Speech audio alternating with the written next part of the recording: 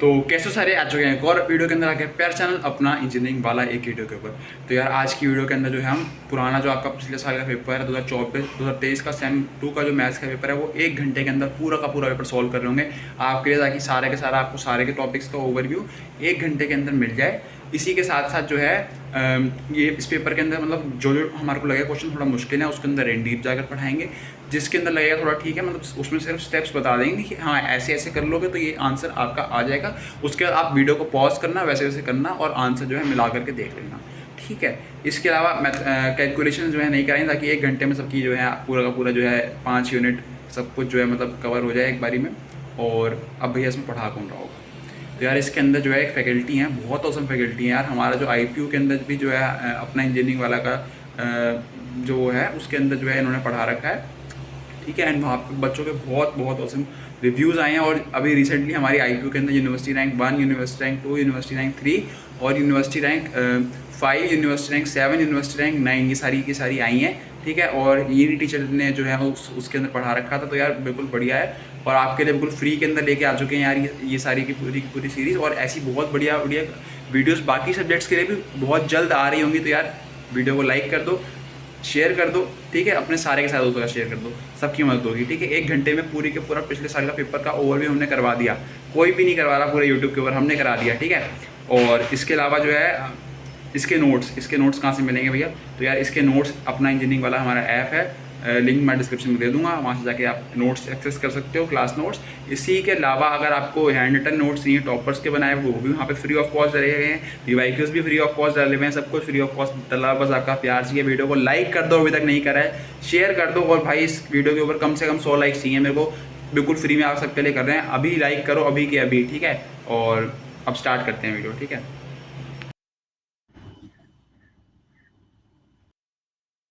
Paper है second semester का 2022-23 का इवन सेमेस्टर का क्वेश्चन पेपर है मैथ सेकंड का। तो इसमें हम जल्दी जल्दी से ना जितने भी क्वेश्चन है आपके यूनिट 1 2 3 4 5 जितने भी है आपके मतलब क्वेश्चन नंबर 1 में जितने भी क्वेश्चन है second third fourth fifth six में सारे क्वेश्चंस को हम ना जल्दी जल्दी ओवरव्यू कर लेंगे। जो क्वेश्चंस मुझे ऐसे लगेंगे हाँ इनमें थोड़ा बताना चाहिए उसमें मैं आपको बस वो बताऊंगा कि कैसे इसे करना है, उसे सोल्व नहीं करूंगा। बस आपको बताऊंगा कि कौन कौन से स्टेप इसके थोड़ा टफ हो सकता है यहाँ पे आपको करना है कौन सा मतलब क्या चीज उसमें आप स्टेप्स लोगे क्वेश्चन को करने के लिए तो वो जल्दी जल्दी बता चलूंगा। और जिसमें ये लगेगा आसान है आप सिंपल फॉर्मूला बेस है तो उसे मैं स्किप कर दूंगा, ठीक है, जस्ट बता के स्किप कर दूंगा, ठीक है। तो हम पहले क्वेश्चन से स्टार्ट करते हैं। क्वेश्चन नंबर 1 है, इसमें बोला है सोल्व डी की cube plus 2d² - 3d into y equal to e की पावर, जहाँ पर डी क्या है, डी आपका डिफरेंशियल है यानी डिफरेंशियल ऑपरेटर, ठीक है। तो इसे सोल्व करना है, इस आपकी क्वाड मतलब इस इक्वेशन को सोल्व करना है, डिफरेंशियल इक्वेशन को सोल्व करना है। अब इसको सोल्व करने के लिए एक ही तरीका, मैं यहाँ पर मतलब y निकालो, y निकाल लो, y कैसा निकलेगा, y में अब दो चीज चाहिए। अब ये डिफरेंशियल इक्वेशन एक तो कॉम्प्लीमेंट्री फंक्शन चाहिए प्लस पर्टिकुलर इंटीग्रल चाहिए। कॉम्प्लीमेंट्री फंक्शन और पर्टिकुलर इंटीग्रल, कॉम्प्लीमेंट्री फंक्शन जो निकलेगा वो आपका कैसे निकलेगा, सबसे पहले आपको यहाँ पर निकालनी पड़ेगी ऑक्सिलरी इक्वेशन। ऑक्सिलरी इक्वेशन कैसे निकलेगी, इसको डी की जगह m पुट कर देंगे तो यहाँ पे इस तरह की इक्वेशन बन जाएगी 2m² - 3m, ठीक है। इस तरह की इक्वेशन बन जाएगी आपकी ये जीरो का, तो यहाँ से m की वैल्यू आएगी, m की वैल्यू आएगी m1 m2 m3, ये तीन वैल्यू आएगी m1 m2 m3 वैल्यू, तीन वैल्यू आएगी। अब इन तीन वैल्यू को आप देखोगे रियल डिस्टिंक्ट है क्या, तो यहाँ पर रियल और डिस्टिंक्ट आएंगी ये वैल्यू, ठीक है, रियल एंड डिस्टिंक्ट, डिस्टिंक्ट आएगी, रियल एंड डिस्टिंक्ट वैल्यू आएगी, ठीक है। तो अब जब रियल और डिस्टिंक्ट वैल्यू सॉरी, तो जब रियल और डिस्टिंक्ट वैल्यू आपकी आ गई है, ठीक है, तो हमें यहाँ पे m की वैल्यू पता लगी, तो अब हम कॉम्प्लीमेंट्री फंक्शन निकाल, कॉम्प्लीमेंट्री फंक्शन क्या होगा, c1 e की पावर m1 x हो जाएगा प्लस c2 e की पावर m2 x हो जाएगा प्लस c3 e की पावर m3 x हो जाएगा, ठीक है। तो कॉम्प्लीमेंट्री फंक्शन आपका ये आ गया। अब बात आती है पर्टिकुलर इंटीग्रल की, पर्टिकुलर इंटीग्रल इस केस में क्या होगा, 1/fd ये होता है, ठीक है, एफ डी। और ई की पावर ए एक्स, और यहाँ पे डी की जगह आप ए पुट करोगे तभी तो ये आएगा। तो एफ डी क्या है यहाँ पे, एफ डी आपका क्या है, ये है डी की cube plus two d square minus three d y. तो इसमें आप पुट करोगे तो ए, अगर इसे कंपेयर करोगे, जो ई की पावर क्या है यहाँ पे, ई की पावर एक्स है, इधर तो ई की पावर एक्स है ना, तो यहाँ पे कंपेयर करोगे तो ए बराबर क्या आएगा, ए बराबर वन है, तो इसमें वन पुट कर दोगे, तो यहाँ से इसकी वैल्यू क्या आ जाएगी, जीरो। तो इससे मतलब ऊपर नीचे डिफरेंशिएट करना, डिफरेंशिएट करके जो आपका फाइनल आंसर मतलब वो आएगा, जो पर्टिकुलर इंटीग्रल आएगा एक्स, पर्टिकुलर इंटीग्रल मान लीजिए आपका आ गया एक्स ई की पावर एक्स अपॉन फोर, मान लो ये आ गया। तो आप जो आप निकालोगे वाई, जो निकालो वाई क्या निकलेगा, सी एफ कॉम्प्लीमेंट्री फंक्शन पर पर्टिकुलर इंटीग्रल, तो ये आपका क्या हो जाएगा, ये आंसर हो जाएगा, ठीक है। ये पहला क्वेश्चन हो गया आपका।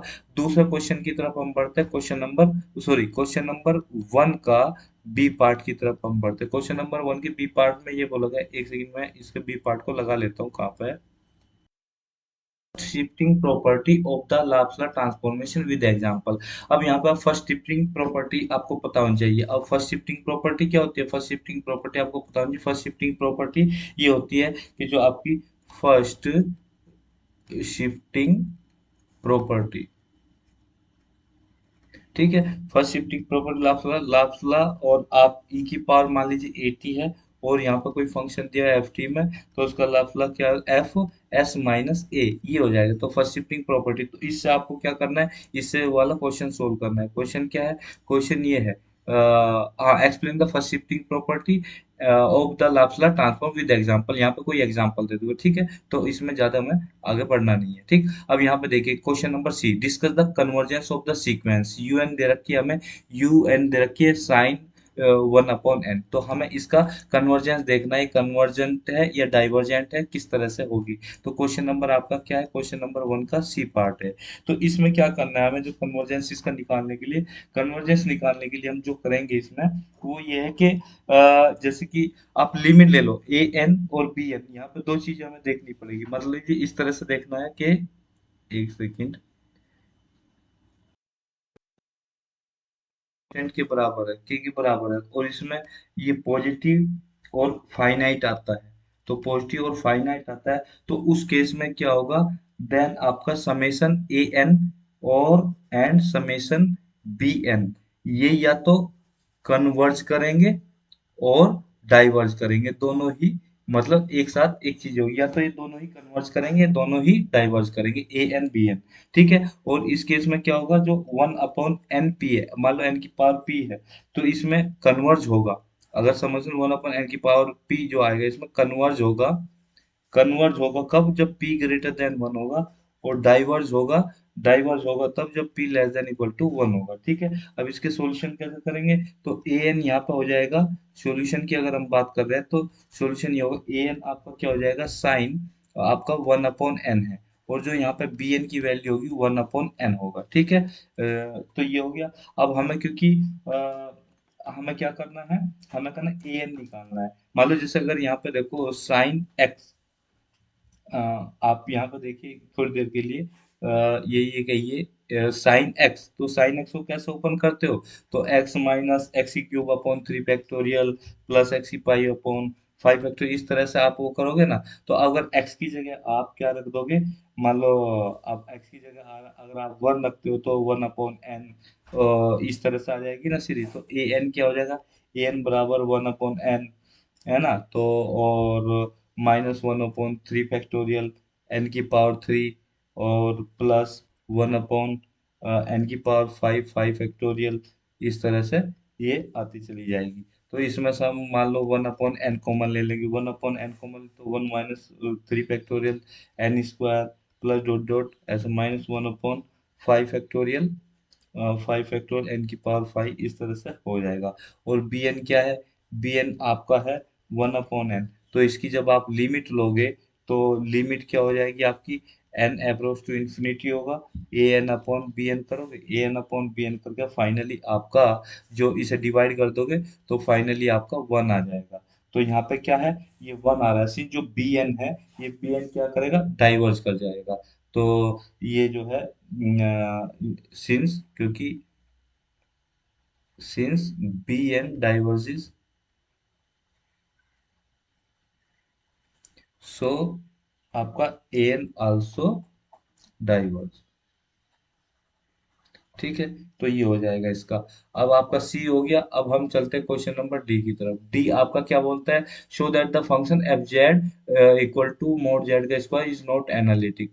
तो इस केस में हम क्या करेंगे? इस केस में हम ये करेंगे कि जो आपका फंक्शन है, ये वाला फंक्शन है, मान लो क्वेश्चन नंबर वन का जो डी पार्ट है, तो जो आपका ये फंक्शन है F Z equal to mod z का स्क्वायर, तो इसे हम ऐसा लिख सकते हैं जेड जेड बार। ठीक है, तो अब आप जानते हो जो एफ जेड होता है उसे हम कैसे लिख सकते हैं? U plus i v. ठीक है, इस तरह का। तो उसे हम किसकी फॉर्म में लिख लेंगे? तो इसे हम लिख लेंगे जैसे कि अब एनालिटिक होने के लिए क्या होगा? डेल यू जो C R equation del u upon del x, ठीक है, वो निकालेंगे। फिर del u upon del y निकालेंगे। फिर del u upon del y equal to क्या होना चाहिए? मतलब ये तो बराबर होनी चाहिए ना, del u upon del x और del u upon del y बराबर, और del u upon del y minus del u upon del x, ये होनी चाहिए ना। तो ये बराबर होनी चाहिए। आपकी क्या की कोची रीमन इक्वेशन आ गई। ठीक है, अगर ये सेटिस्फाई करती है तो ओरिजिन पे, तो ओरिजिन पे अगर ये सेटिस्फाई करती है तो ठीक है, तो एनालिटिक, नहीं तो नहीं। तो इस तरह से आप वो कर सकते हो। ठीक है, हम क्वेश्चन नंबर वन की ई पार्ट की तरफ चलते हैं। तो इसमें हम सिंगुलैरिटीज को हमें देखना था। क्वेश्चन नंबर वन का ई पार्ट क्या है?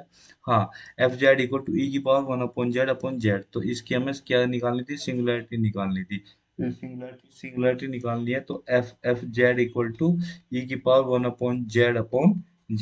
तो इसमें सिंगुलैरिटी निकालने के लिए क्या करोगे? तो ई की पावर जेड को ओपन कर लो, यहाँ पे एक्सपेंड कर दो, इसे एक्सपेंड कर दो।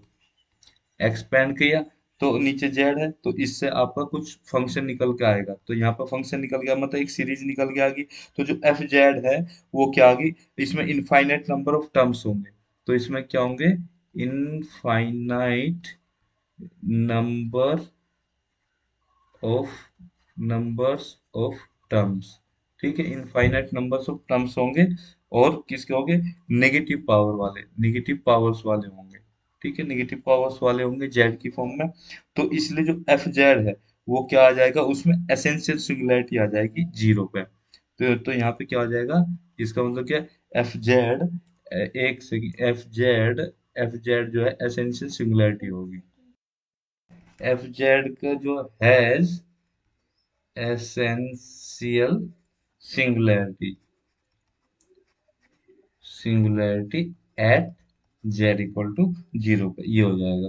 ठीक है, हम अगले उसकी तरफ बढ़ते हैं। जो हमारा अगला वो है, सिंगुलैरिटी का हो गया। अब इनवर्स लाप्लास ट्रांसफॉर्म निकालना है। इनवर्स लाप्लास ट्रांसफॉर्म निकालने के लिए आपको ये पता ही है क्या करते हैं, इसमें मुझे कुछ बताना नहीं है वैसे कि सिंपल है। चलो हल्का सा मैं बता देता हूँ इनवर्स लाप्लास ट्रांसफॉर्म।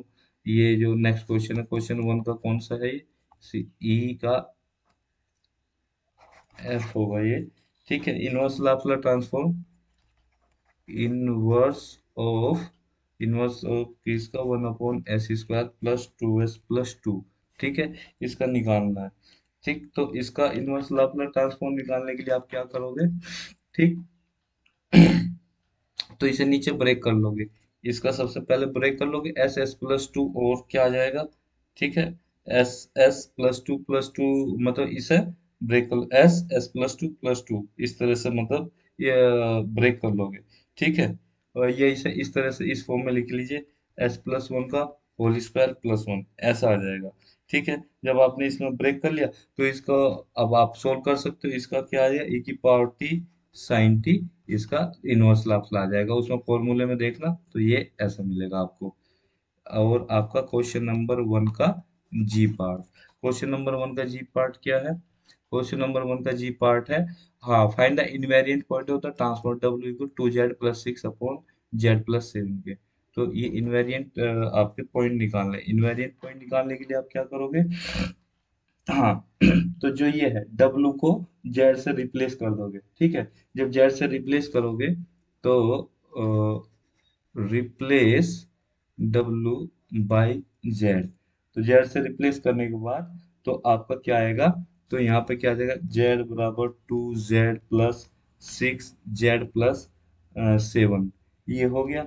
तो यहाँ से आपने क्या निकाला, यहाँ से एक इक्वेशन बन जाएगी इस तरह से, z+6 और z-1 ये आएगा इक्वल टू, आप जीरो पुट कर दोगे, यहाँ से z से एक तो -6 आ जाएगी, 1 आ जाएगी, ये इसके क्या हो जाएंगे, fix point of the given equation के, मतलब ये आपके इनवेरिएबल पॉइंट्स हो जाएंगे, ये पॉइंट्स आ गए आपके। ठीक है, ये आंसर हो गया। ठीक है, अब क्वेश्चन नंबर टू के ए पार्ट की तरफ चलते हैं। क्वेश्चन नंबर टू का ए पार्ट क्या है? क्वेश्चन नंबर टू का ए पार्ट है, सोल्व द डिफरेंशियल इक्वेशन। अभी डिफरेंशियल इक्वेशन को सोल्व करने के लिए क्या करेंगे, इस ये कह रहा है कि सोल्व द डिफरेंशियल इक्वेशन। ठीक है, तो ये डिफरेंशियल इक्वेशन है, इसे हम सोल्व करने के लिए तो हमारा ये था, ये हमारी डिफरेंशियल इक्वेशन थी। ठीक है, यहाँ तक तो ठीक है।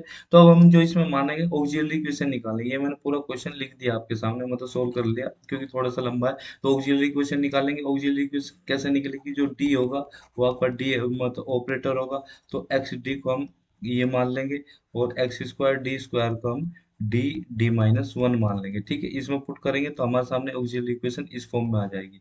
इस फॉर्म में आकर तो हमें m की वैल्यू मिल गई, तो यहाँ पर रियल और डिस्टिंक्ट रूट आ रहे हैं, तो हमारा कॉम्प्लीमेंट्री फंक्शन क्या आ जाएगा, सी1 e की power m1z plus C2 e की पावर m2z, और m1 की वैल्यू क्या आ गई -4, m2 की वैल्यू 3 आ गई। ठीक है, इसके बाद जो कॉम्प्लीमेंट्री फंक्शन, अब जो ये है आपका कि जो क्या नाम e की पावर जो z थी उसे हमने x से रिप्लेस कर दिया, मान के चलो, तो थोड़ा सा हम अपनी कैलकुलेशन को आसान करने के लिए x से रिप्लेस करते हैं, यहाँ पे x की वैल्यू पुट कर दी तो ये आ गया। ठीक है, और कुछ नहीं, कोई प्रॉब्लम नहीं यहाँ पे। अब हमें निकालना है पर्टिकुलर, पर्टिकुलर इंटीग्रल इस फॉर्म में ये होता है 1/f function of D Q Z, मतलब जो अब जेड का फंक्शन है। अब जो फंक्शन ऑफ डी है वो क्या है, 1/d² प्लस d-12 है, और जेड का फंक्शन तो हमारा ये बन गया उधर दूसरी साइड में। तो इसे हम सोल्व करेंगे, इसे हमने क्या कर लिया, ब्रेक कर लिया कंपोनेंट में, मतलब फैक्टराइज कर लिया इसको। तो इसे अब इस फॉर्म में हमने लिखा, किस फॉर्म में लिखा, 1/fd, ये नीचे हो गया, e की पावर az इंटू वी, एक फंक्शन और v है, मतलब इस फॉर्म में है ये। अगर मान लो इस फॉर्म में है, तो अगर हम इसे बाहर निकालेंगे, e की पावर az को हमने बाहर निकाल लिया, तो यहाँ पे क्या हो जाएगा, d प्लस ए हो जाएगा इंटू वी रहेगा फंक्शन। और अगर इसको कंपेयर करें यहाँ से, तो a की वैल्यू क्या है, यहाँ पे a की वैल्यू है 3, तो d की वैल्यू क्या है, d+3 होगी। तो यहाँ पे नीचे अंदर नीचे क्या होगा, अगर a की वैल्यू 3 है तो d+3 हो गया, तो ये हो गया आपकी वैल्यू। ठीक है, अब वो पर्टिकुलर इंटीग्रल e की पावर 3z 1/d+7 हो जाएगा। ठीक है, यहाँ पे जो d की वैल्यू आप पुट करोगे, तो डी, यहाँ तो 7 हो गया ना, ये d+7 7 हो गया। ठीक है, और यहाँ तो d बचा, और ये क्या बचा आपका z बचा। ठीक है, तो e की पावर क्या होगी, e की पावर 3z 1/d+7, ये आपको सोल्व करना है। इसे सोल्व करने के लिए आपने क्या कुछ इसमें मैनिपुलेशन की, कुछ टर्म्स को इधर उधर किया, फाइनली आपका क्या आ जाता है, ये इस फॉर्म में आपने इसे लिख लिया, क्योंकि आपको यहाँ पर सीरीज बनानी पड़ेगी। इसी सीरीज बनाने के लिए e की पावर 3z 1/d और 1/d+7 को आपने अंदर ले लिया। ठीक है, e की पावर 3z 1/d, और इसे इस फॉर्म में लिख लिया, 7/7 कर लिया, क्योंकि जो एक मल्टीप्लाई था, जो इसका d से मल्टीप्लीकेशन है 1 का, तो 7/7 कर लिया, 1/7 यहाँ से कॉमन ले लिया। ठीक है, 1/7 कॉमन लेके आपने इसे इस फॉर्म में ले लिया। ऐसा क्यों लिखा, क्योंकि हम यहाँ पर 1 प्लस एक्स की पावर -1 की फॉर्म लेके आना चाह रहे थे, जैसा कि आ भी गई। 1 प्लस एक्स की पावर -1 की फॉर्म आने से फायदा होगा, क्योंकि इस फॉर्म में आ जाएगी, सीरीज की फॉर्म में आ जाएगी। जब इस सीरीज की फॉर्म में आ जाएगी, तो एक्स हमने क्या माना, एक्स यहाँ पे क्या है, d/7 है, तो d/7 पुट कर देंगे। अब बात क्या है, अगर यहाँ पर देखो, तो जो फंक्शन मान लो d क्या है, z का फंक्शन है, तो उसकी वैल्यू क्या 1, और उसका डेरिवेटिव सब जीरो होते चले जाएंगे, तो उनकी तो वैल्यू कुछ बचेगी नहीं, सिर्फ d/7 तक की वैल्यू है, बाकी सब टर्म खत्म हो गए। तो यहाँ पे किसकी वैल्यू बची, 1 - d/7 की वैल्यू बची, 1 - d/7 ही हम पुट कर देंगे इसमें, e की पावर 3z/7 1/d, और 1 में d-7 और z। ठीक है, ये पुट कर दी। जब आपने ये पुट करी तो क्या हो गया, ये वैल्यू आ गई, तो इसकी आपने अंदर मल्टीप्लाई की। ठीक है, तो y पर्टिकुलर इंटीग्रल e की पावर 3z/7, और इसे आपने इस फॉर्म में लिखा, क्योंकि इंटीग्रेट करना 1/d क्या इंटीग्रेशन हो गया ना, 1/d तो इंटीग्रेशन है। ठीक है, तो इंटीग्रेशन, तो e की पावर जो 3z, ठीक, ये क्या है आपका, ये आ जाएगा, मतलब फाइनली आपका ये आ जाता है। ठीक है, अब इसे आप रिप्लेस करोगे, e की पावर जो z हमने x माना था, और z बराबर log x था, तो इसमें इसे रिप्लेस करके इसमें हमने पुट कर दी वैल्यू, पुट करने के बाद फाइनली आपका आंसर ये आ जाएगा। और जहाँ पर 1 + d/z की बात क्या, इसे एक्सपेंड कर लो, फाइनल आंसर। तो इस फॉर्म में हमें इसको सोल्व करना था। ये थोड़ा सा लंबा है, बाकी इसमें ऐसा कुछ था नहीं, सिंपल आसान है। अब अगला क्वेश्चन है बी पार्ट में, Laplace transform of the F x cube F x बराबर एक्स की क्यूब साइन एक्स है। और हमें ये प्रूव करना है कि ये बराबर ये होता है इंटीग्रेशन जीरो टू इन्फिनिटी की पावर माइनस साइन की क्यूब एक्स ओ एक्स की cube sine x d x equal to zero. तो इसे से कैसे करेंगे? ठीक है, इसके लिए बड़ा ही सिंपल है। इसके लिए सिंपल ये है कि जो आपका अगर फंक्शन आप ये है क्वेश्चन नंबर 2 का बी पार्ट है ना, तो जो आपने पढ़ा होगा, अगर आप लाप्लास ट्रांसफॉर्म लेते हो टी की पावर एन और आपका एफ टी है, तो उसका क्या आता है माइनस वन की पावर एन और d n upon d s की पावर एन और एफ एस एस की पावर एन एफ एस, ये डी ये आपका एन एथ डेरिवेटिव हो गया। ठीक है, ये आता है। और अगर लाप्लास ट्रांसफॉर्म ले तो आप किसकी साइन एक्स की, मान लो आपने साइन एक्स की लाप्लास ट्रांसफॉर्म ली, तो one upon x square plus one हो जाता है। ठीक है, ये यहाँ तक सही है। और जब आप इंटीग्रेशन करोगे जीरो टू इन्फिनिटी ई की पावर माइनस एक्स और x cube sine x d x, तो इसको आपको निकालना है। ठीक है, ये प्रूव करना है। तो यहाँ पे सब कुछ करने के बाद अगर आप सिंप्लीफाई करो, सब कुछ करने के बाद यहाँ पे कैलकुलेशन कैलकुलेशन सब कुछ करने के बाद, तो इसी फॉर्मूले से देखो, जरा ध्यान से देखो, ये जो फॉर्मूला है, तो ये टी की पावर एन और sine t d d x, तो इसका क्या आ रहा है लाप्लास ट्रांसफॉर्म? लाप्लास ट्रांसफॉर्म आ रहा है इसका माइनस वन की पावर एन और एन डेरिवेटिव इसका। तो इसे हम सोल्व कर लेंगे। इसे सोल्व करके आपकी वैल्यू आ जाएगी, जो इसका लाप्लास ट्रांसफॉर्म ले रहे हैं आप, एक्स की पावर क्यूब का ले लो और साइन एक्स का हो गया। तो इसका सोल्व करें माइनस वन की पावर थ्री और D three upon d S three, और इसका आप करोगे एक्स की क्यूब ये एफ एस जो है, ठीक है, एस का। ठीक है, तो इसका आपने किया साइन मतलब साइन एक्स। ठीक, तो इसे सोल्व करने के बाद आपका फाइनल ये आएगा, फाइनल आ जाता है माइनस चौबीस एस और minus S square plus one upon s square plus one की पावर फोर, ये इस तरह का कुछ आएगा। ठीक है, अब इसमें आप वैल्यू पुट करोगे, इसमें वैल्यू पुट करोगे। ठीक है, इसमें जब एस की वन पुट कर दोगे, मान लो टी की वैल्यू यहाँ एस की एक्स की वैल्यू वो पुट करोगे एस की वैल्यू, तो इसमें पुट करने के बाद ये आंसर जीरो आएगा। तो जब आप जीरो हाँ जीरो आएगा। ठीक है, तो हाँ एस की वैल्यू वन पुट करोगे। तो अब आपको इंटीग्रेट करना होगा ना, ये तो आपने लाप्लास ट्रांसफॉर्म निकाल लिया उसका। अब आपको निकालना है ये इन्फिनिटी ई की पावर माइनस एक्स और एक्स की क्यूब और साइन एक्स डीएक्स निकालना है। यहाँ पे s equal to one put करो, इसका इंटीग्रेशन आपका लाप्लास ट्रांसफॉर्म उसका करोगे, और इसका इंटीग्रेशन करने के बाद जब इसमें वन पुट कर दोगे इसमें, तो ये जीरो के बराबर, तो ये आपका प्रूव हो जाएगा। ठीक है, ये क्वेश्चन हो गया, इसमें ज्यादा कुछ नहीं था। अब आपका टेस्ट कन्वर्जेंस वाला है आगे क्वेश्चन, ये the test convergent of the following series, इस सीरीज का आपको टेस्ट कन्वर्जेंस करना है। ठीक है, ये भी आसान है। इसमें मैं बता रहा हूँ कि वन अपॉन एक दो तीन चार पाँच छः सात आठ नौ, ठीक है, वो एक वन एक्स एक्स स्क्वायर, तो ये है टेस्ट कन्वर्जेंस सी है ना, ये क्वेश्चन नंबर 2 का सी पार्ट है। तो one upon one two three plus x upon four five six plus x square upon seven eight nine.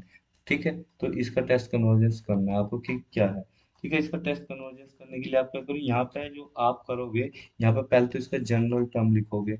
General term आपका जैसे एक्स की पावर माइनस एन, ठीक है, और यहाँ थ्री एन माइनस टू और थ्री एन माइनस वन, ये हो जाएगा, और थ्री एन, इस तरह से कुछ आपको जनरल टर्म आएगा। अब आपको दो चीज निकालनी पड़ेगी, यूएन निकालना पड़ेगा।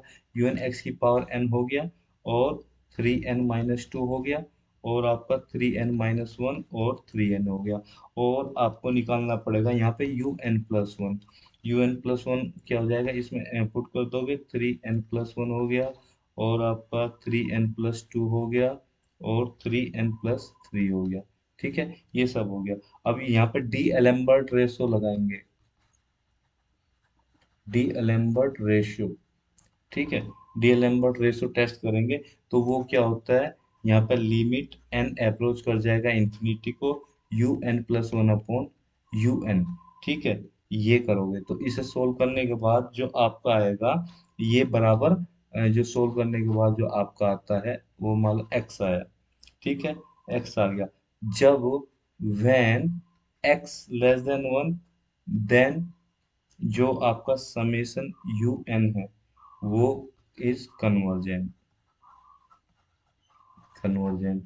जब x ग्रेटर देन वन, तब समेशन यू एन डाइवर्जेंट। ठीक है।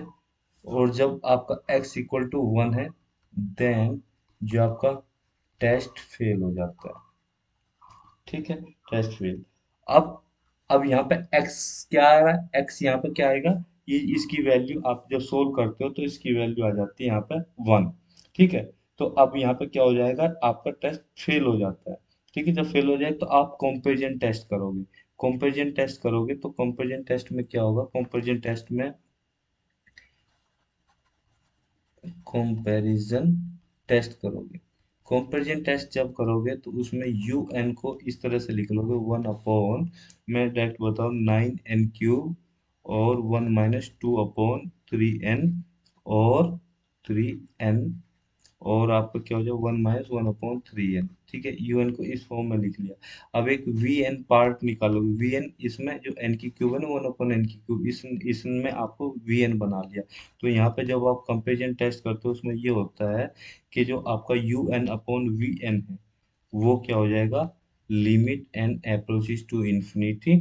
तो यहाँ पे 1/9 n³, 1 - 2/3n, 1 - 1/3n, ठीक है, इंटू n³ अपॉन 1। ठीक है, n³ अपॉन 1 हो जाएगा और इक्वल टू 1/9। तो ये जो है, ये वाला 1/n ये कॉमन पार्ट है। अरे, ये है आपका कॉमन पार्ट।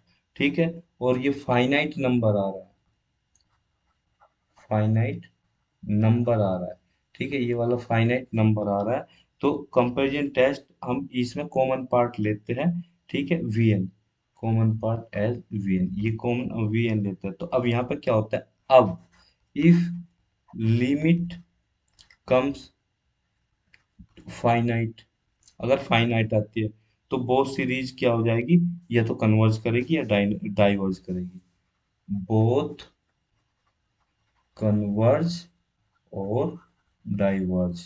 ठीक है, अगर both series converge diverge, both कौन, बोथ मतलब summation u n and summation v n, ये अगर वी एन जो 1/n की क्यूब है, ये किसी फॉर्म में n की पावर p की 1/n की पावर p की फॉर्म में है ना, तो इन फॉर्म ऑफ किसकी, n की पावर p की फॉर्म में, और यहाँ पे p क्या है, ग्रेटर देन 1 है।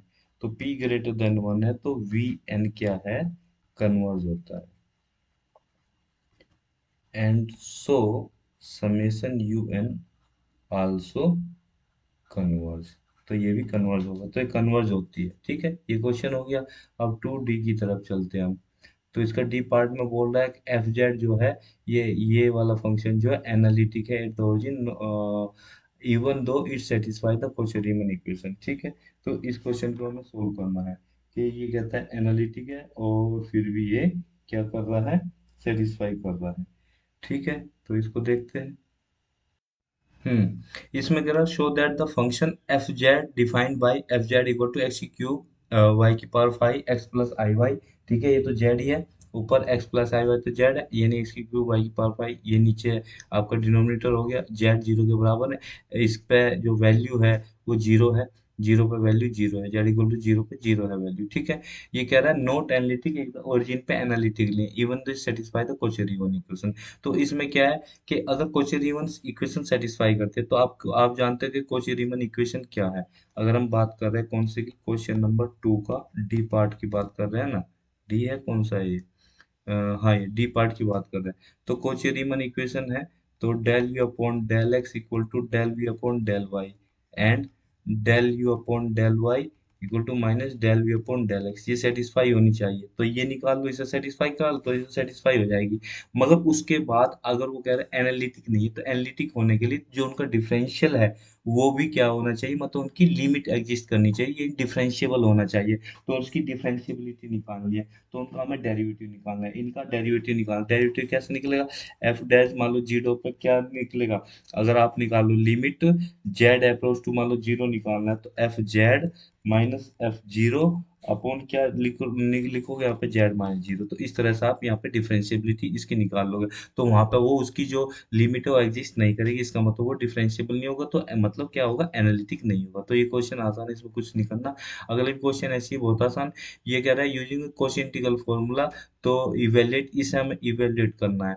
जहाँ पे सी क्या है, रेक्टेंगुलर, उसके वर्टेक्स दे रखे हैं हमें। ठीक है, तो इसमें हमें क्या करना है, क्वेश्चन ये डी हो गया, ई, ई हमें निकालना क्वेश्चन नंबर 2 का ई पार्ट। क्वेश्चन नंबर 2 का ई पार्ट है, कोचे इंटीग्रल फॉर्मूला यूज करना है, इंटीग्रल इवेल्युएट करना है।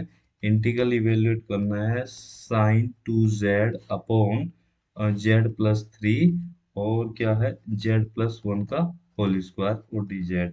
जहाँ पे सी क्या है, सी रेक्टेंगल है, रेक्टेंगल, रेक्टेंगल है। ठीक है, तो हमें ये करना है। तो इसके लिए क्या करेंगे, जो कोशिएंटिकल फॉर्मूला होता है, कोशिएंटिकल फॉर्मूला, जो सी आई फॉर्मूला है, वो क्या होगा हमारा, वो हमारा होगा f n a equal to n factorial upon 2 pi i. ठीक है, ये फॉर्मूला लगाना है। ठीक है, एफ जेड अपॉन z-a और n+1 डी जेड। ठीक है, ये हो जाएगा। तो इसे थोड़ा सा इस फॉर्म में अलग से लिख सकते हैं, कैसे, ऐसे लिख सकते हो, एफ जेड अपॉन z-a की पावर n+1 डी जेड, क्या हो जाएगा, 2 पाई आई अपॉन n फैक्टोरियल और एफ एन ए, इस फॉर्म में लिख सकते हैं, ऐसा भी लिख सकते हैं। अब इसके वर्टेक्स दे रखे हैं, तो वर्टेक्स हमें मिल गए, तो वर्टेक्स हमें मिल गए, यहाँ पे क्या है, -2 1। ठीक है, ये हो गया 3 1, और ये आपका 3 - 1 हो गया, और ये आपका -2 - 1 हो गए। तो इसके वर्टेक्स है। अब आपकी क्या, सिंगुलर पॉइंट निकाल लोगे, जो उसके नीचे सिंगुलर पॉइंट निकाल लोगे, सिंगुलर पॉइंट्स, सिंगुलर पॉइंट्स क्या आ जाएंगे, तो जो आपका z+3 और z+1 का होल स्क्वायर, इसे जीरो के बराबर पुट करोगे, यहाँ से z इक्वल टू -3, ये आपका क्या आ जाएगा, सिंपल पोल आ गया, सिंपल पोल आ गया, और z इक्वल टू -1, ये पोल ऑफ ऑर्डर 2 आ गया। ठीक है, पोल ऑफ ऑर्डर 2 आ गया। ठीक है, अब ये वाला पॉइंट है, ये वाला पॉइंट क्या है, आउटसाइड है, आउटसाइड द कर्व। ठीक है, आउटसाइड द कर्व, ये है, ये आपका इनसाइड द कर्व है, इनसाइड द कर्व। ठीक है, कर्व के अंदर है, तो इसका मतलब इस पे C I formula, C I formula applicable है, एप्ली एप्ली एप्लीकेबल है। ठीक है ना, C I formula applicable, C I formula apply कर दो। ठीक है, सी आई फॉर्मूला अप्लाई करोगे, तो आपका आंसर जो आएगा, आंसर आएगा वो पाई आई अपॉन 2। ठीक है, 4 cos 2 प्लस sin 2, ये आ जाएगा, ये cos 2 है, cos 2 प्लस sin 2, ये आ जाएगा। ठीक है, ये हो जाएगा, इसमें आगे बताने की ज्यादा जरूरत है नहीं। अब हम क्वेश्चन नंबर 3 की तरफ चलते हैं। क्वेश्चन नंबर 3 है, question number 3 differential equation, by the variation of parameter d2y plus y equal to cosec x. ठीक है, ये भी आपका ऐसा ही है, इसे इस तरह से, क्वेश्चन नंबर 3 ए का, तो ये है d2y dx2 plus y equal to cosec x, variation of parameter से सोल्व करना है। ठीक है, इसे वेरिएशन ऑफ पैरामीटर से सोल्व करेंगे, इसे क्या सोल्व करेंगे, तो यहाँ पर दो तीन चीजें हैं, इसे इस फॉर्म में लिख लो, a d2y upon dx2 plus b dy upon dx plus y equal to capital x, इस फॉर्म में लिखोगे। तो अब जब पहले तो आप निकालोगे complementary function, complementary function a y1 plus b y2 आएगी। दूसरा पार्ट आएगा पर्टिकुलर इंटीग्रल निकालेंगे, पर्टिकुलर इंटीग्रल इसे u y1 plus v y2 की फॉर्म में आएंगे। ठीक है, तीसरे पार्ट में आपका क्या है, जो u निकालोगे, u इस तरह से निकलेगा, जो सेपरेशन ऑफ वेरिएबल हो, तो y2 x upon y1 y2 dash minus y1 dash y2 D x. ठीक है, ये तो हो गया u, और v क्या होगा, v होगा आपका integration y1 x upon y1 y2 dash minus y1 dash y2 dx। ठीक है, ये हो गया। चौथा पार्ट क्या करोगे, y बराबर क्या आ जाएगा, complementary function plus particular integral. ये आपका क्या हो जाएगा, ये आंसर हो जाएगा। ठीक है, अगर मैं थोड़ा सा इसे सोल्व करके बता, कॉम्प्लीमेंट्री जो फंक्शन होगा वो आपकी इस फॉर्म में आएगा। पहले आप ऑक्सिलरी इक्वेशन निकालोगे, ऑक्सिलरी इक्वेशन ये होगी, ऑक्सिलरी इक्वेशन से क्या आएगा, m1 बराबर आपका आ जाएगा i, और m2 बराबर आ जाएगा माइनस आई।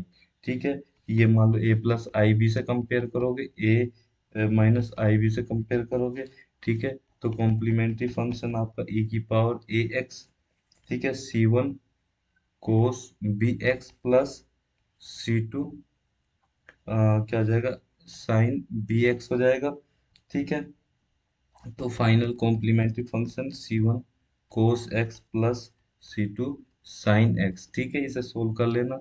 पी आई क्या हो जाएगा, 4 cos x plus v, sorry 4 नहीं, u है ये, u u plus v sin x हो जाएगा, और x आपका क्या हो जाएगा, cosec x है।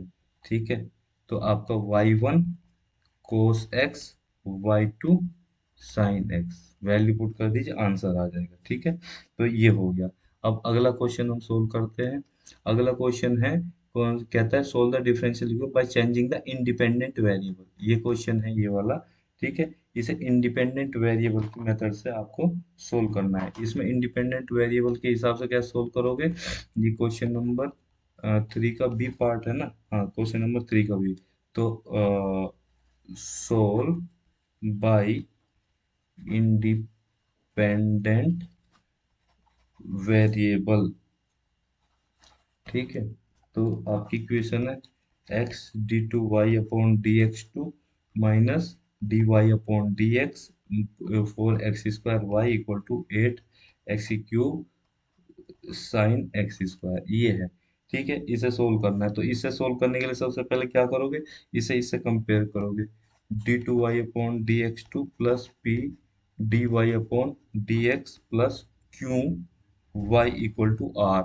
इससे कंपेयर करोगे, यहाँ पे p क्या हो जाएगा, 1/x हो जाएगा, q आपका माइनस के 4x² हो जाएगा, r आपका क्या होगा, 8x² साइन x², ये हो गया। ठीक है, अब यहाँ पे चेंज करोगे independent variable from x to z, change independent variable from x to z. ठीक है, एक्स टू जेड कर दोगे तो यहाँ पे वेरिएबल चेंज हो गए, तो p1 equal to d2z upon dx2, और प्लस और p dz अपॉन dx, ये हो गया, upon P1 upon d Z upon d x का होल स्क्वायर। ठीक है, Q1 क्या आ जाएगा, यहाँ पे आप देखते रहना कैसे निकला है, आपको सारा कराया जा चुका है, इसलिए इसे आप देखना ये कैसे आए है, बुक में सारा कुछ लिखा हुआ है, ये R1 है। ठीक है, Q1 है। ठीक है, और D Z upon d x का होल स्क्वायर। ठीक है, ये वैल्यू पुट होगी। अब यहाँ पे आपको हमें जो आपका Q1 है, जो जेड ऐसा चूज करते हैं हम, जेड ऐसा चूज करते हैं जिससे कि Q1 इक्वल टू जो है वो कांस्टेंट आवे। We choose z such that के Q1 इक्वल टू कांस्टेंट आवे। ठीक है, तो अब आपका Q1 हम सोल्व करके निकालेंगे, -1 आ जाएगा। ठीक है, अब D Z upon d x जो आएगा वो 2x आएगा। ठीक है, इसे सोल्व करके निकालना, इंटीग्रेशन जब आप करोगे, integration d Z upon d x equal to integration 2x d x करोगे, इक्वल टू आपका ये क्या आ जाएगा, जेड इक्वल टू x² आ जाएगा। ठीक है, अब d two z upon d x two equal to 2 आ गया। अब यहाँ से क्या आएगा, p1 equal to 0, r1 equal to 2 sine z आ जाएगा। ठीक है, मैं थोड़ा अनडिटरमाइंड कोफिशिएंट लगाएंगे होमोजेनियस सेकंड ऑर्डर इक्वेशन का, तो वो क्या होता है, d2y upon dz2 minus y equal to 0। ठीक है, और कैरेक्टरिस्टिक इक्वेशन क्या आएगी, लैम्डा स्क्वायर -1 इक्वल टू 0 और लैम्डा 1 इक्वल टू यहाँ पे क्या आ जाएगा -1, लैम्डा टू इक्वल टू 1 आ जाएगा।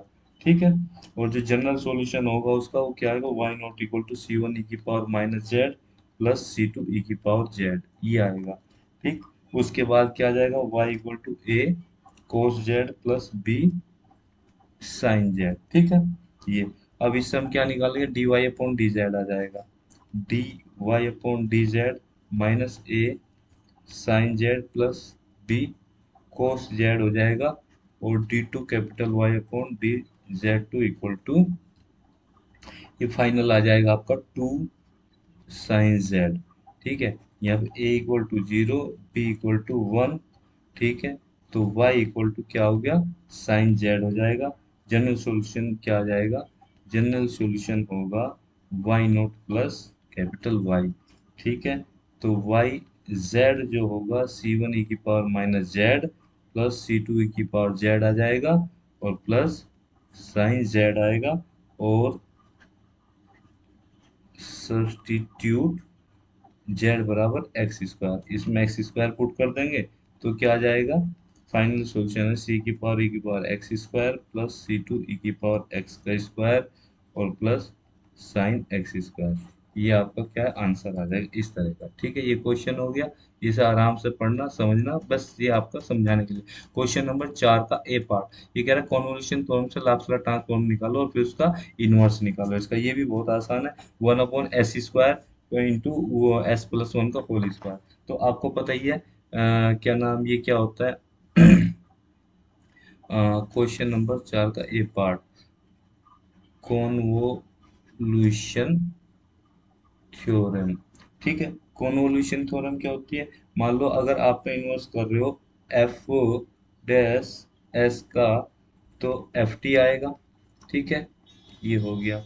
और दूसरा फंक्शन है आपका जी डैश एस, ये आपका क्या आएगा, जी टी आ गया। ठीक है।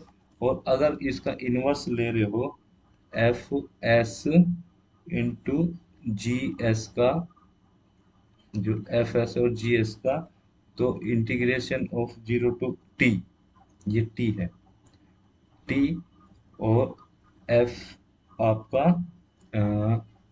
मान लीजिए यू है, एफ यू, और जी टी माइनस यू, और डी यू, इस तरह से हो गया। ठीक है। और इनवर्स मान लो 1/s² है, तो ये क्या आएगा, टी। ठीक है। और लास्ट लाइन इनवर्स 1/s की पावर n प्लस वन है, तो इसका क्या आएगा, t की पावर n/n फैक्टोरियल, ये आता है। और अगर इनवर्स 1/s² प्लस वन का स्क्वायर है, इसका इनवर्स क्या आता है, साइन टी आता है।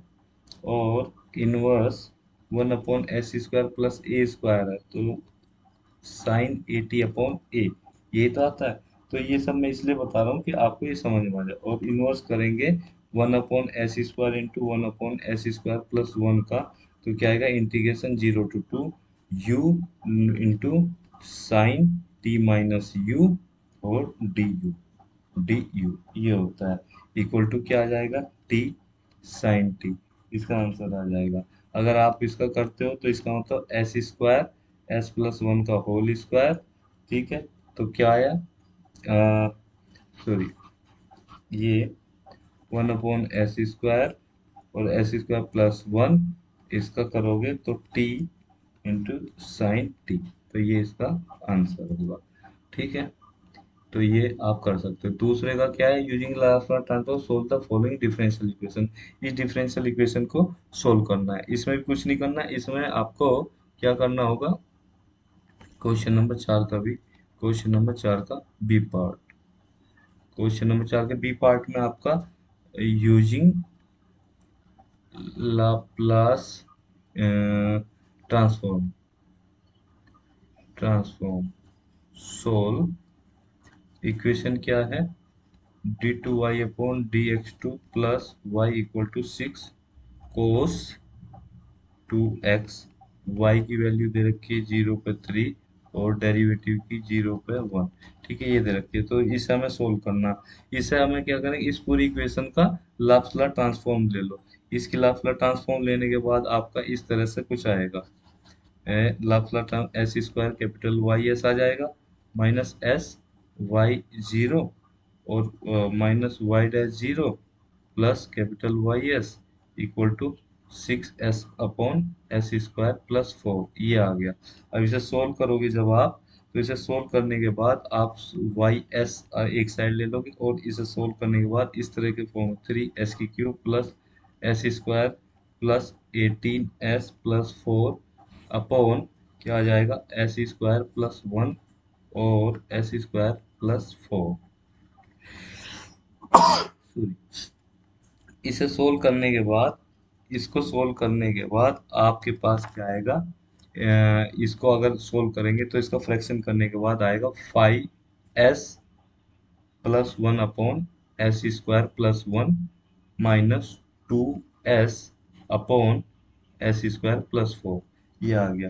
और इसका ये आ गया वाई एस, और इसका इन्वर्स ले लोगे, और ब्रेक करोगे इसे, और ब्रेक करोगे तो और क्या आएगा 5s upon s square plus 1 और plus 1 upon s square plus 1 और minus 2s upon s square plus 4। ठीक है, ये आ गया।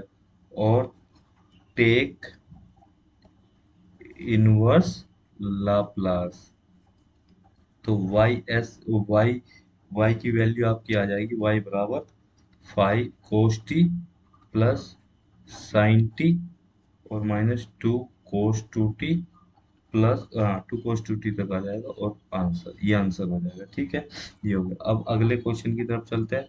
क्वेश्चन नंबर 5 हुआ।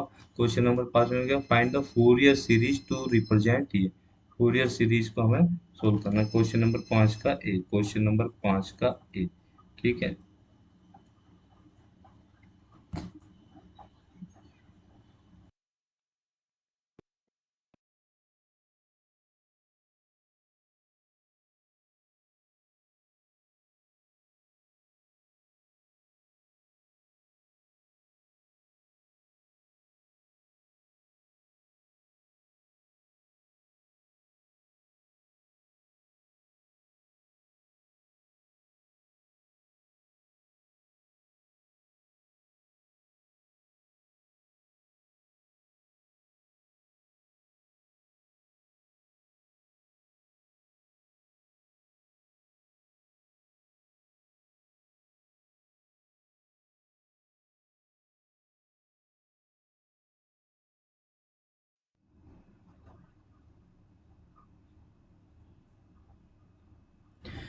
हेलो नमस्कार दोस्तों, कैसे हो आप सब? आए हो आप सब ठीक ही होंगे। देखिए, हमने पहले क्वेश्चन नंबर 4 तक तो डिस्कस कर लिए थे, जो पिछला हमारा लेक्चर था।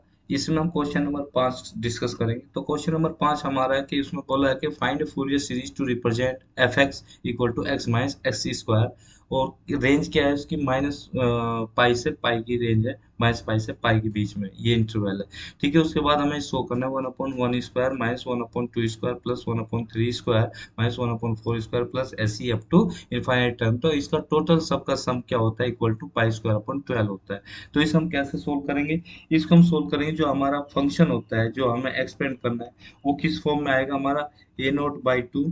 ठीक है, मैं डायरेक्ट लिख रहा हूँ a0/2 summation n equal to 1 से इन्फिनिटी तक। तो यहाँ पे आएगा an cos nx, ठीक है, प्लस समेशन और n इक्वल टू 1, ऐसी तो हम एक्सपेंड करेंगे bn साइन एन एक्स, ये होगा। ठीक है, अब ए नोट जो होगा, ए नोट क्या होगा, 1/पाई और समेशन माइनस पाई से पाई। ठीक है, ये हो जाएगा एफ एक्स डी एक्स होगा। ठीक, और जो ए एन होगा, ए नोट तो आपने निकाल लिया, ए एन क्या निकलेगा, ए एन होगा 1/पाई इंटीग्रेशन माइनस पाई से पाई, ठीक है, एफ एक्स और cos n x d x. ठीक, ये होगा। और बी एन क्या हो जाएगा आपका, बी एन कैसे नहीं, बी एन निकालेंगे 1/पाई इंटीग्रेशन माइनस पाई से पाई के बीच में, और एफ एक्स और sine n x d x, ये निकलेंगे। तो आपके पास ए नोट यहाँ से आएगा, ए एन यहाँ से आएगा, बी एन यहाँ से आएगा। जब आप तीनों की वैल्यू इसमें पुट कर दोगे तो आपका एफ एक्स का, जो कि एफ एक्स क्या है, एक्स माइनस एक्स स्क्वायर है, इसको एक्सपेंड करने के बाद जो आता है वो आपकी सीरीज आ जाएगी। ठीक है, तो कैसे करेंगे, ए नोट, ए नोट जो होगा, ए नोट हमने बताया कि किस फॉर्म में होगा, 1/5 इंटीग्रेशन माइनस पाई से पाई और एफ एक्स और डी एक्स रखना पड़ेगा। तो उसे हम कैसे रख देंगे, 1/पाई इंटीग्रेशन माइनस पाई से पाई, और यहाँ पे फंक्शन क्या है, x minus x square D x. इसे सोल्व करेंगे तो 2 पाई स्क्वायर अपॉन 3 आ जाएगा। ठीक है, ए नोट आ गया। ए एन क्या आएगा, ए एन वही है सब कुछ हमारा, माइनस पाई से पाई रखेंगे, फंक्शन यहाँ पे रखेंगे। अब जो है कोस एन एक्स होगा डी एक्स होगा। तो अब फंक्शन तो हमें पता है, फंक्शन क्या है, एक्स माइनस एक्स स्क्वायर है। इसे पुट कर देंगे। तो फाइनली इसे सोल्व करने के बाद जो आपका आएगा, सोल्व करने के बाद जो ए एन आएगा, ए एन आपका आएगा क्या आएगा, 4/n स्क्वायर और -1 की पावर n+1, ये आ जाएगा। ठीक है, और ऐसे ही आप बी एन निकालोगे। बी एन क्या आ जाएगा, 2/n -1 की पावर n+1। ठीक है, मैंने डायरेक्ट लिख दिया, इसमें सोल्व कर। तो अब हम एफ एक्स बराबर एक्स स्क्वायर क्या लिखेंगे, तो यहाँ पे हम सोल्व कर ए नोट लिखेंगे, ए नोट पाई स्क्वायर/3 प्लस 4 समेशन n = 1 से इंफिनिटी -1 की power n+1 upon n square और cos n x plus 2 summation n = 1 से इंफिनिटी और -1 की power n+1 upon n sine n x. ठीक है, ये लिखेंगे। अब इसमें क्या करो, x = 0 पुट कर दो। जब x = 0 पुट कर दोगे तो इधर 0 आएगा, यहाँ -पाई स्क्वायर/3 प्लस 4 समेशन n = 1 से इंफिनिटी और -1 की पावर n+1 आ जाएगा अपॉन n स्क्वायर और यहाँ पे 1। ठीक है, ये आ गया।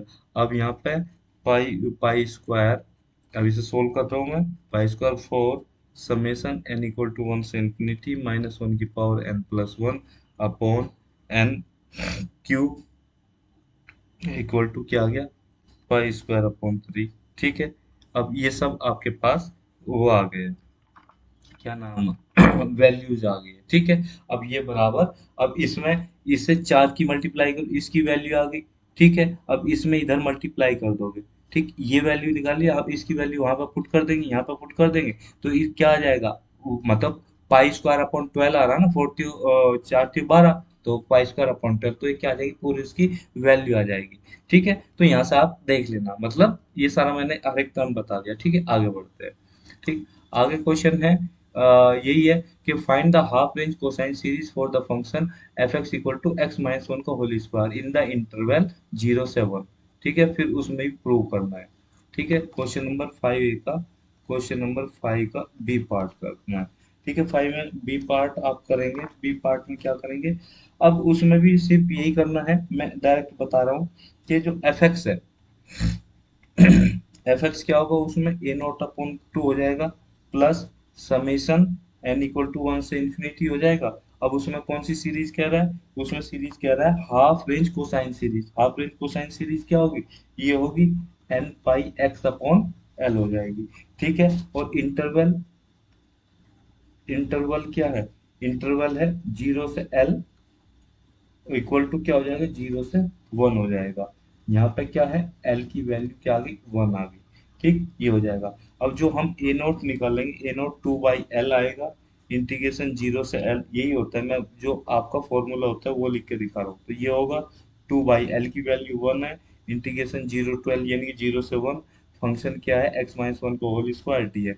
इसे अगर आप सोल्व करोगे तो ए नोट की वैल्यू आपको मिलेगी 2/3। ठीक है, ए नोट की वैल्यू आ गई। अब बात आती है ए एन की वैल्यू की, 2/L होगी, 0 से L होती है एफ एक्स और कोस एन पाई x/L, और फिर होती है dx होती है। ठीक है, इसे आप सोल्व करोगे, 4/n² pi square equal to ये ए एन के बराबर आ जाएगा।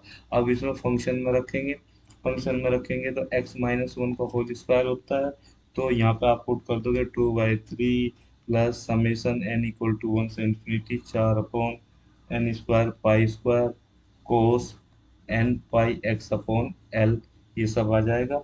इसे सब सोल्व करने के बाद आप यहाँ पे ये सब सोल्व कर लो, तो सोल्व करके आपका एक्सपेंशन आ जाएगा, एक्सपेंशन आ गया।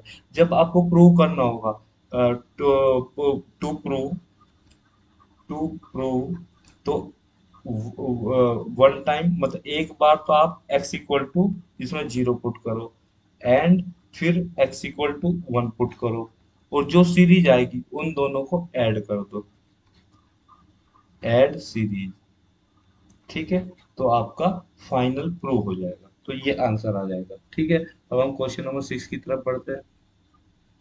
क्वेश्चन नंबर 6 आपका क्या बोलता है? क्वेश्चन नंबर 6 कुछ ज्यादा बोलता नहीं है। क्वेश्चन नंबर 6 में क्या, डिटरमाइन एन एनालिटिक फंक्शन। हमें एनालिटिक फंक्शन निकालना है जेड की टर्म में, जिसका रियल पार्ट जो है, रियल पार्ट दिया हुआ है और एफ वन की वैल्यू दी हुई है। एफ वन की वैल्यू क्या है? ई दे रखी है। क्वेश्चन नंबर 6 का ए पार्ट की बात कर रहा है। ठीक है, इसे आप देखना। यहाँ पे आते हैं। क्वेश्चन नंबर 6 का ए पार्ट। ठीक है, क्वेश्चन नंबर 6 का ए पार्ट। ठीक है, ये क्वेश्चन है, क्वेश्चन नंबर 6 का है। इसमें क्या है, determine an analytic function f z u plus i v in terms of z whose real part u x y is, क्या है? ये ई की पावर है x cos y minus y sine y, और जो एफ वन पे value क्या है? ई है। ठीक है, इसका सॉल्यूशन कैसे निकलेंगे? सॉल्यूशन जो हम निकालेंगे इसका तो आपको क्या दिया हुआ है? यू दिया हुआ, यू दिया हुआ ए की power x, x cos y minus y sine y. ठीक है, ये दिया हुआ। अब हम क्या करेंगे? Del u upon del x निकाल लो। Del u upon del x आ गया आपके पास। ठीक है, फिर del u upon del y निकाल लो। Del u upon del y आपके पास आ गया। ठीक है, ये सारी चीज आ गई। फिर आप निकाल लो Q1 एक्स वाई, ये एक फंक्शन है, ये जिसे हमने नाम दिया del u upon del x. ठीक है, del u upon del x हमें पता ही है। ठीक है, अब फिर आप निकालोगे Q1, ये x की वैल्यू z पुट कर दो और y की वैल्यू 0 पुट कर दो, तो इसमें e की power z plus z e की पावर z ये आ जाएगी। ठीक है, वो करके देख लेना आप। ठीक है, अब आप फिर निकालोगे Q2 x Y, Q2 x Y निकालोगे। Q2 एक्स वाई क्या होगी? Del u upon del y होगी। ठीक है, वो आपको पता ही है, del u upon del y. फिर आप क्या निकालोगे? Q2 z इसमें पुट करोगे, 0 इसमें पुट करोगे, तो ये आ गया 0। तो फाइनली आपका एफ जेड आ जाएगा। एफ जेड क्या होता है? एफ जेड होता है Q1 Z zero D Z minus I integration Q2 Z zero D Z plus C. ठीक है, फाइनली वैल्यू पुट करके जो आपका आएगा जेड ई की पावर जेड प्लस सी आएगा। ठीक है, ये आपका एफ जेड आ गया। ठीक है, जब एफ जेड आ गया और आपको पता है एफ वन की वैल्यू पुट करने पे क्या रहा, ये ये वन ई की पावर वन प्लस सी। ठीक है, तो इसकी सी की वैल्यू क्या आ गई? वन आ गई। तो इसकी वैल्यू क्या है? ई है ना, तो ई और ये ई प्लस सी, यानी कि सी बराबर 0। तो आपका फंक्शन क्या आ गया? F Z equal to Z E की पावर जेड। ये आपका क्या है? आंसर है। ठीक है, ये हो गया। अब हम अगले क्वेश्चन की तरफ चलते हैं। इसमें अगर आप find the bilinear transformers which maps the points z equal to 0 minus 1 i on to w equal to i w और इनफाइनाइट, और किस में? यूनिट सर्किल में। तो ये तो और भी आसान है, ये तो बहुत ही आसान है। तो ये क्वेश्चन नंबर 6 का बी पार्ट था, कौन सा था? ये एक सेकंड देखने दो। हाँ, क्वेश्चन नंबर 6 का बी पार्ट था ये। क्वेश्चन नंबर 6 के बी पार्ट में आपको ये मैप पे वैल्यू को वो करना है, मतलब करना है। तो यहाँ पे क्या है? जेड दे रखा है, जेड 1, जेड 2, जेड 3 इसे आपका W1, W2 और W3 बनाना है। तो ये जो जेड 1 है, जेड 1 बराबर क्या दे रखा है आपका? ये इसे ऐसे नहीं, इसे मैंने गलत लिख दिया थोड़ा सा, इसे आप ऐसे लिखिए, Z1 बराबर 0, और ये -1, और ये I, और इसे मैप करना है किस पे? W1 बराबर I पे, W2 बराबर 0 पे, W2 बराबर इंफिनिटी पे। ठीक है, इस पे करना है। तो अब जब आप यहाँ पर करोगे इसे, तो इसका फॉर्मूला आप जानते ही हो, फॉर्मूला क्या है? फॉर्मूला है तो W माइनस W1 और W2 माइनस W3 और अपॉन W1 माइनस W2 और यहाँ पर W3 minus W equal to Z minus Z1 और Z2 माइनस Z3 अपॉन क्या आ जाएगा? Z1 माइनस Z2 और यहाँ पे Z3 माइनस Z। अब सारी वैल्यू पुट कर दो जो इनफाइनाइट है। W3 यहाँ पे इनफाइनाइट है, इसे कॉमन ले लो। जब W3 कॉमन ले लोगे, यहाँ पे W3 कॉमन आ गया, यहाँ पे नीचे W3, ऊपर से W3 आ जाएगा, तो डब्लू माइनस आई और W2/W3 हो जाएगा, माइनस यहाँ पे जो भी बचेगा 1 है क्या है जो भी लिख देना। ठीक है, W1 माइनस W2 और 1 माइनस W/W3, ये जीरो हो जाएगा। तो यहाँ तो सब है ही है, जेड माइनस जीरो है, -1 माइनस आई अपॉन 0+1, और यहाँ पे क्या है आई माइनस जेड। ठीक है, ये सब है।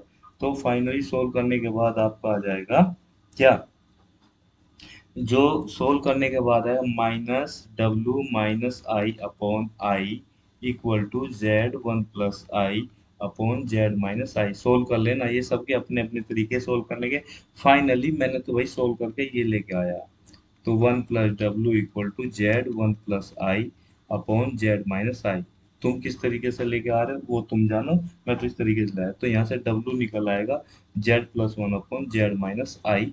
ठीक है, और यहाँ से इसे करेंगे क्योंकि यहाँ पे मोड जेड इक्वल टू 1 है, सर्किल है, मोड जेड इक्वल टू 1 है, तो मोड जेड की वैल्यू 1 पुट कर दोगे तो इसे सोल्व कर दो। तो यहाँ से mod z equal to 1+W i, इसमें कन्वर्ट कर लोगे इसे, W-1 इसे कर लोगे।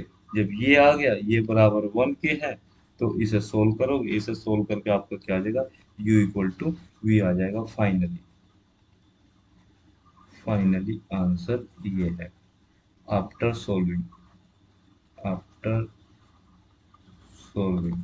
ठीक है, इसे सोल्व करने के बाद ये आ जाएगा। ठीक है, सोल्व करके देखना, हो जाएगा, इसमें कोई बड़ी बात नहीं है।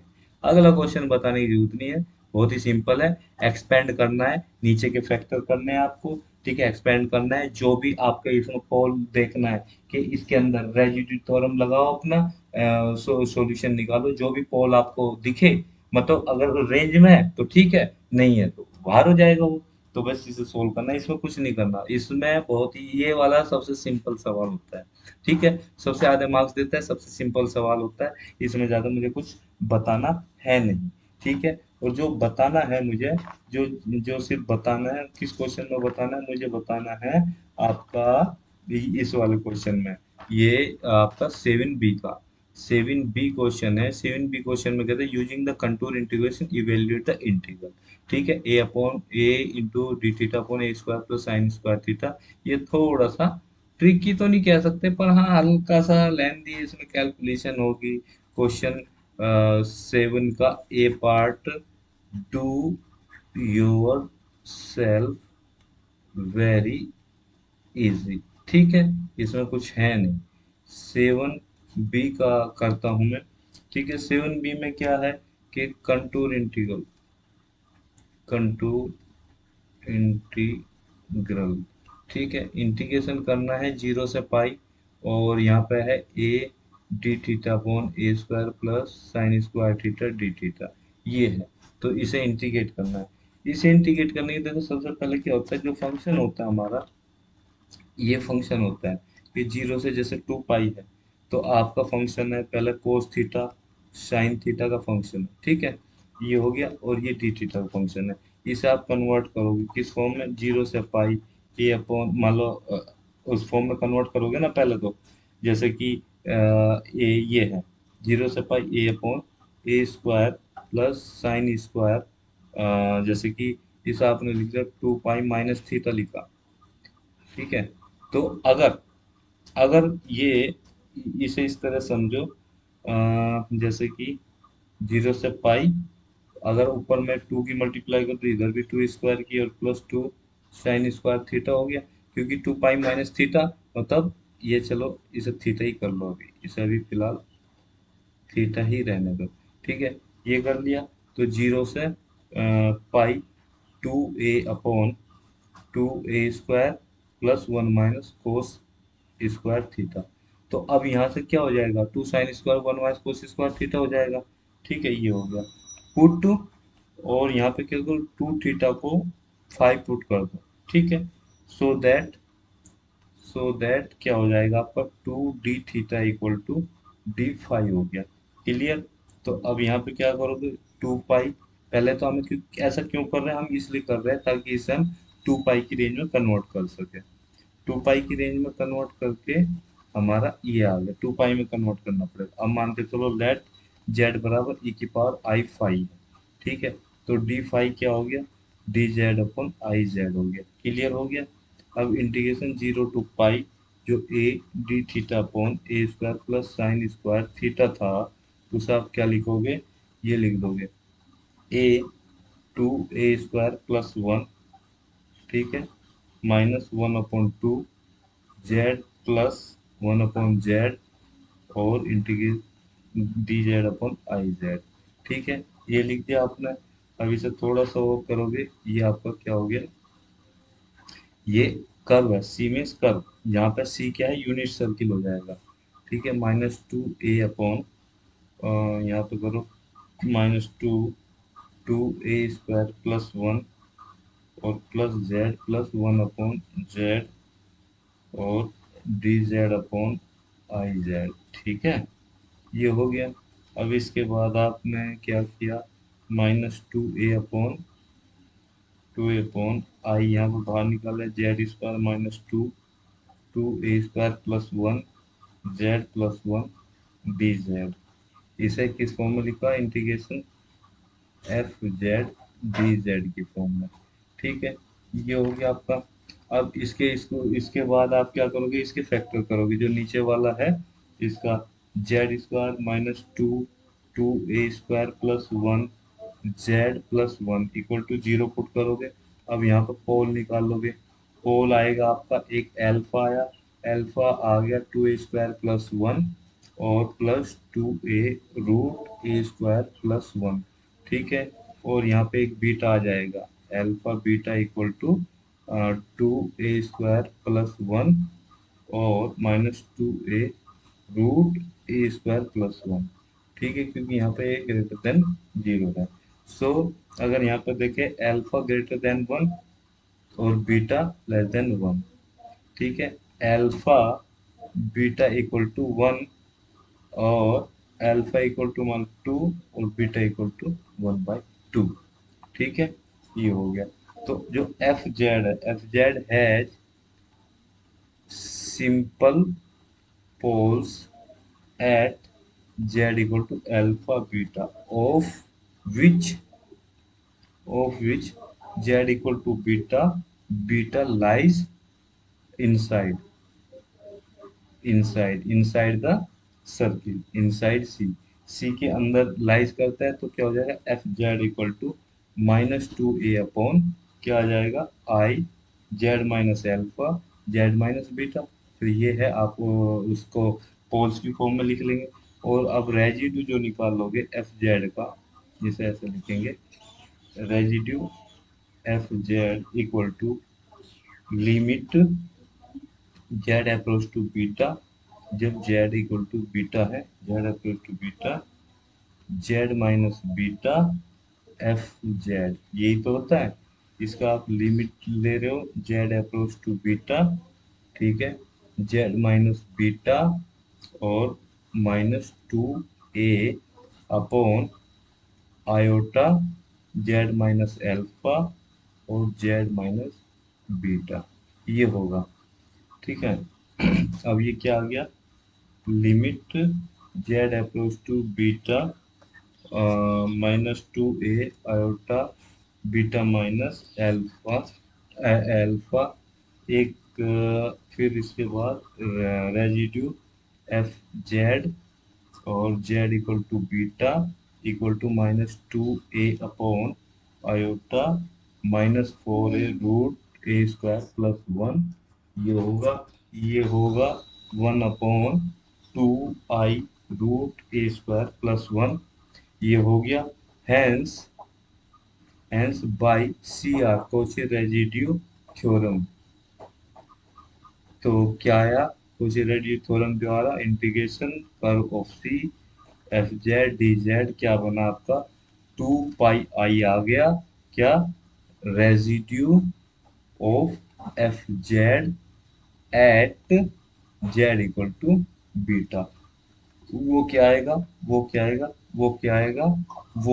To pi i into one upon, जो यहाँ से आपने निकाला था वैल्यू, इसकी वैल्यू पुट कर